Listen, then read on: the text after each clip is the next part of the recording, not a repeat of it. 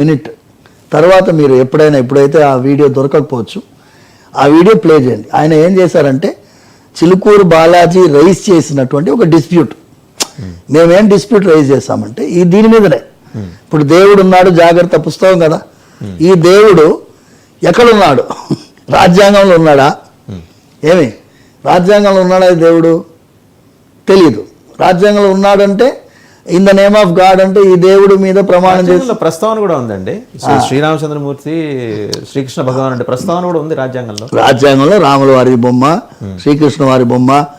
అది కూడా part 3 of the constitution లో శ్రీరాముడు, లక్ష్మణుడు, సీతమ్మ తల్లి ఫోటో వేశారు బొమ్మ. అయితే ఈ రాముడి పాత్ర ఏంటి రాజ్యాంగంలో? మనం ఏమన్నాం?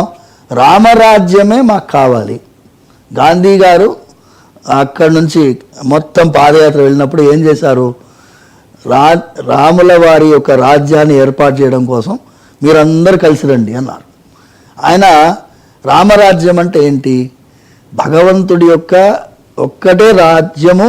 రామాయణం ప్రకారం అందరికీ మంచి జరిగినటువంటి రాజ్యం ఏదైనా డాక్యుమెంటెడ్ ఉంది అంటే ఈ దేశంలో రామరాజ్యం. సో ఈ రామరాజ్యంలో పార్ట్ 3 ఆఫ్ ద కాన్స్టిట్యూషన్లో రూల్ ఆఫ్ లా ఉండాలి. రూల్ ఆఫ్ లా అంటే ఏంటి? ధర్మబద్ధంగా ఉండాలి. అందుకే సుప్రీంకోర్టులో ఏం వేశారు? యతో ధర్మస్తతో జయ అన్నారు. సుప్రీంకోర్టులో జడ్జి గారు వెనకాల ఉంటుంది. రాముల వారి యొక్క రాజ్యంలో ధర్మబద్ధంగా రాజ్యం నడిచేది. రాముల వారు రామ విగ్రహవాన్ ధర్మ. ఈ రాముల వారి యొక్క రాజ్యంగా మన దేశం ఉండాలి అని సంకల్పించుకున్నాం. అయితే ఈ రాజ్యానికి 1947 నుంచి పార్టీషన్ అయిపోయిన తర్వాత, పార్టీషన్కి ముందు ఏం చేశారు? జనవరి 22 నాడు అందరం కలిసి ఒక కాన్స్టిట్యూషన్కి మనం, ఎందుకంటే ఇది 2 నిమిషాలు వాసు, మోస్ట్ ఇంపార్టెంట్. ఈ బ్యాక్గ్రౌండ్ చెప్తే మనం ఇంకా స్ట్రాంగ్ అయిపోతాం.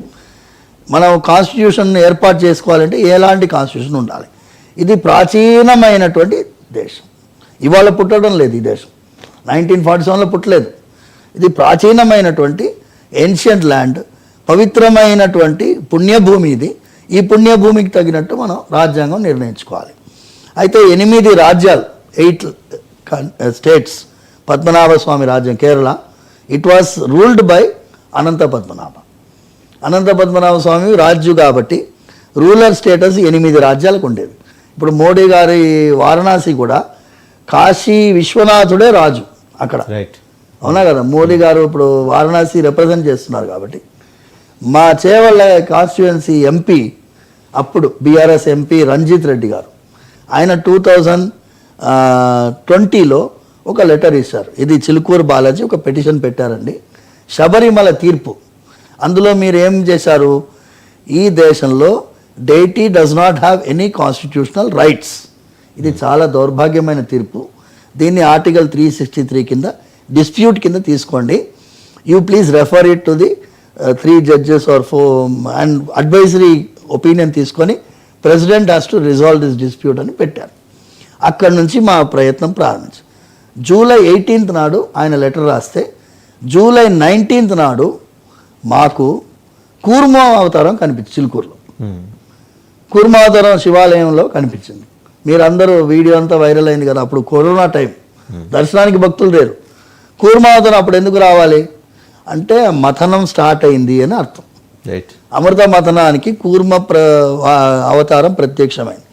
అక్కడి నుంచి మనం ఇవాళ 2025లో ఉన్నాము. ఈ 4 ఏళ్లలో చాలా మట్టుకు అందరికీ ఒపీనియన్ ఏమొచ్చిందంటే ఈ రాజ్యాంగబద్ధమైనటువంటి రామరాజ్య స్థాపనకి మనం రాజ్యాంగాన్ని మార్చాల్సిన అవసరం లేదు. ఉన్న రాజ్యాంగంలోనే కరెక్ట్గా ఆర్టికల్ 26ని ఇంటర్ప్రిట్ చేస్తే దైవానికి సంబంధితమైనటువంటి అధికారాలు వస్తాయి. అందుకోసమే ఈ దేవుడున్నాడు జాగ్రత్త పుస్తకాన్ని ఎంవీఆర్ శాస్త్రి గారు ఆయన రాసినప్పుడు నాకు ఫోన్ చేశారు. ఇదిగో చూడండి, మీ నాన్నగారు చట్టంకూరలో దేవాలయాలు బుక్ రాశారు.